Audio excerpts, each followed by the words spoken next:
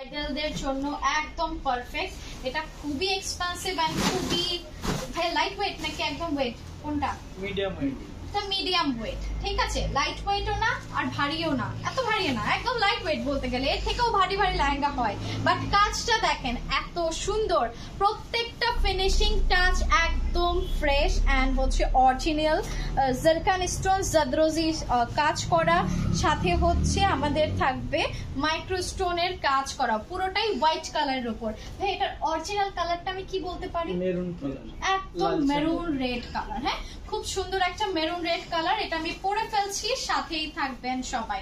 খুবই গর্জিয়াস, কিন্তু পুরোটাই হোয়াইট কালারের ভ্যারিয়েশন করা আছে, খুবই সুন্দর কালার। এটার আবার ব্লাউজ পিসটা থাকবে একদম ইউনিক প্যাটার্নের উপর, বুটিক্স এর কাজ করা আছে, দেখা যাচ্ছে ব্লাউজ পিসটি জুড়ে। সাথেই থাকবেন, আমি দেখিয়ে দিচ্ছি, খুব সুন্দর একটা লেহেঙ্গা কিন্তু আমি পরেছি। This is last one and beautiful একটা লেহেঙ্গা, যেটা পুরোটা কিন্তু সুতোর কাজ করা, জাদরোজি সুতো অলসো। এটা চলে আসবে সফট নেট আর ইনার সহ। ব্লাউজ পিসটি দেখেন, ব্লাউজ পিসটা কি দারুণ লাগছে, কালারটাই একদম ফুটে আছে।